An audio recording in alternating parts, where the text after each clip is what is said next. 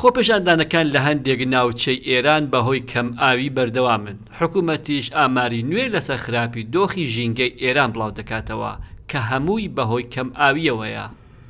عەلی ڕەزا شەهیدی سەرۆکی ناوەندی زەوی ناسی ئێران ڕایگەیاندووە لە کۆی 31 پارێزگای ئەو وڵاتە 29 پارێزگا ڕۆچوونی زەوی لێ تۆمار کراوە.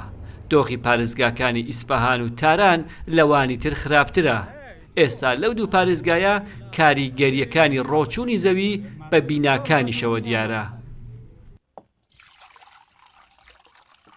ئەو زانیاریانە لە کاتێکدا بڵاوکرانەوە کە خۆپێشاندانەکان بە تایبەت لە ئیسفەهان بەهۆی کەم ئاوی بەردەوامن و توند و تیژیشی تێکەوتووە. ناوەندە تەندروستیەکان دەڵێن دەیان کەس بریندار بوونە و دۆخی تەندروستی دوو کەسیش ناجێگیرە. خۆپێشاندەران لە ئیسفەهان کە زۆربەیان جووتیارن داوای ئاو دەکەن، بەڵام حکوومەت دەڵێ ناتوانن ئاوی پێویستیان بۆ دابین بکەن.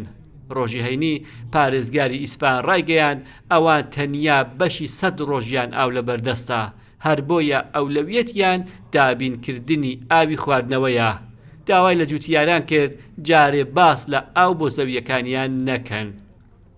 ناوەندی زەوی ناسی ئێران ئاشکرای کردووە زیاتر لە 60% ئێران لە قەیرانی وشکە ساڵیدایە. لەو دۆخەشدا ساڵانە 5 ملیار مەتر سێجا ئاو بەفیڕۆ دەچێت. هەر ئەو ئامارانە دەری دەخەن کە لە 2030دا هەموو ئێران تووشی قەیرانی وشکە ساڵیەکی درێژخایەن دەبێت. لە ئێستاشەوە کاریگەریەکانی دەرکەوتون، هەر بۆیە لە ئیسفەهان 4 مەحاڵی بەختیاری و یەزد تەنانەت تارانیش دەنگی ناڕزایی بەرز بۆتەوە. سەرەداوەکان لە ڕۆژهەڵاتی کوردستانیش دەرکەوتون. قایمەقامی مەهاباد دەڵێ لە شارەدەی خەلیفانیش مانگێکە هاوڵاتیان ئاوی پاکی خواردنەوەیان نییە. ئەو کێشەیە لە سنە، ورمێ و تەنانەت بۆکانیش تۆمار کراوە.